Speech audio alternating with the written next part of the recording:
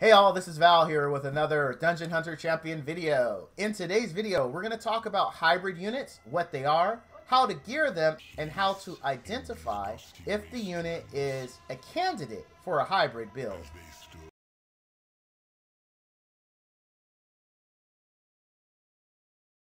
Kindred. Okay, so as you can see here, we have Kindred. Kendrick is actually what I would consider a hybrid unit. What makes him that to me? How do I know? How did I build him? So first, you have to know if a unit is a hybrid unit, you can take a look at their skills. In Kendrick's case, he has a lot of DPS. He does ongoing damage. He has a lowers defense and a raises attack buff. Two very valuable buffs, basically.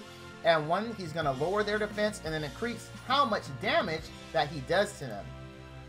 So because of this, because you can build, this is such a key ability. Say you didn't have anything else that provided a lowers defense buff. And you're like, well, I need this. I want to attack a boss. I need to lower his defense so that way I can do more damage. Well, if you're looking for this to work, then you're going to want to invest in accuracy. As you can see, I did here because I definitely want lowers defense to happen. It is a great buff.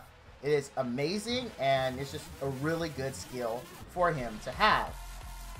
Now, because I want to do that, I'm sacrificing damage, right? I could get a lot higher damage on him. If you take a look at the gear, I went Adept because, again, I want to get that lowers defense buff. I also want to make sure that I am applying the raise attack buff to us. For that reason, I went with Adept. Now, on Adept, I went attack, crit rate, accuracy. This build right here is what really makes it a hybrid unit. Now, let's say you want this guy for pure damage. You're like, you know what, Val? I've got another unit, a support unit, built 100% support with 100% accuracy. So if his defense break doesn't land, I'm okay with it. Now, when you make a decision like that, you have to think about all the teams you're going to put Kendrick in. If Kendrick is going to be in a team that doesn't have a defense break, then it might be a situation where you consider building him as a hybrid unit versus a pure DPS unit. Now, when you look at that and you say, all right, I have every team I bring him in, I really don't need the defense break. I get it's good, but I have someone 100%. Excellent. Then you take this bracer out and you put in an attack bracer. Now you've actually made the unit, you made that unit a 100% attack unit because you're not worried about the buff.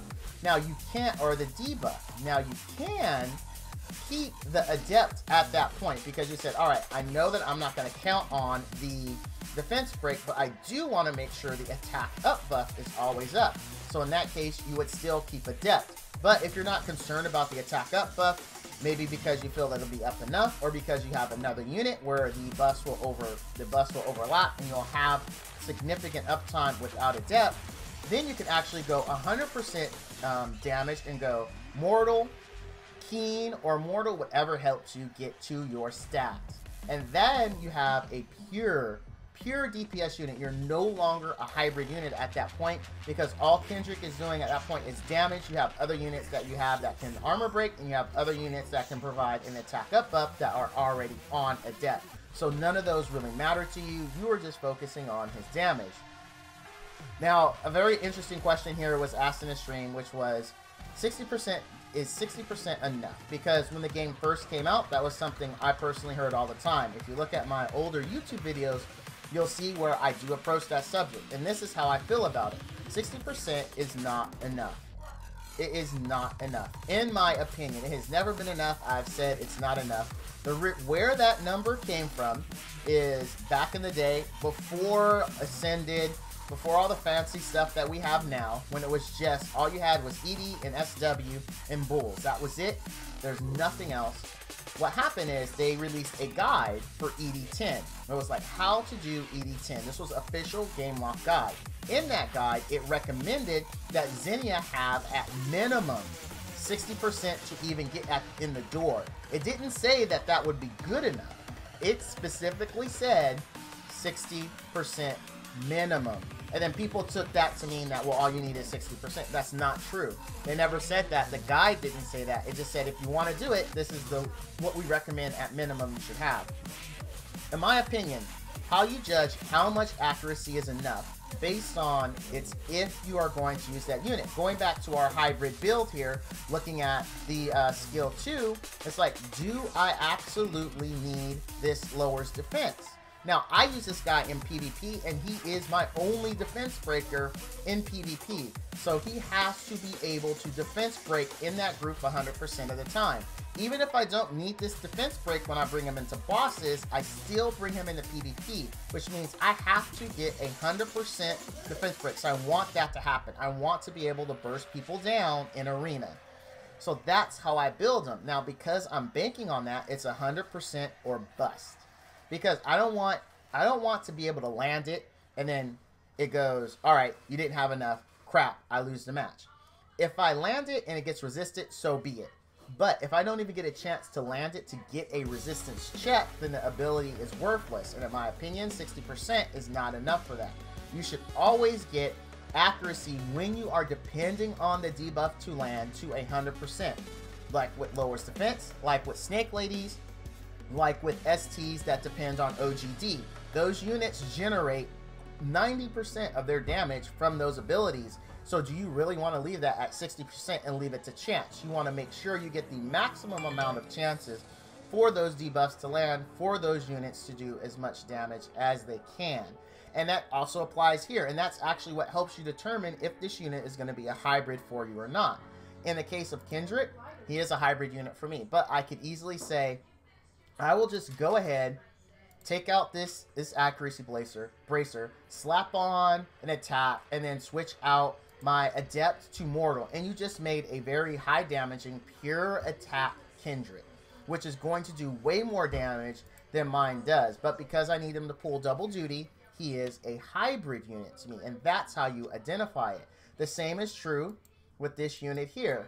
She is another one that I've also can be easily a hybrid or even a pure support unit, and that would be Hoshi. Hoshi is a mage who, regardless of what people will tell you, can do a crazy amount of damage, just like Kindred. But a lot of people build her support for the reason of she does lowers defense, again, another desirable buff. She also does block buffs. So that's another highly desirable debuff, excuse me. She removes 2 buffs here and blocks buffs, right? And then she has her raises attack up. So if you look at that skill set, you can say, all right, you know, this definitely is a support unit for you. Even though her tag says mage, which is definitely not support, but you can go and just build her pure support. You can go HP accuracy, and all you have her there is to do debuffs, to remove buffs, and to put up block buffs. So looking at that, you can see like how people say, well, Hoshi is an attacker. She is a support unit because of the amount of debuffs she brings to the table. But what people are forgetting is this mage designation actually does mean that she does have decent-ish attack stats. So here at level 50, she has a 520 base attack.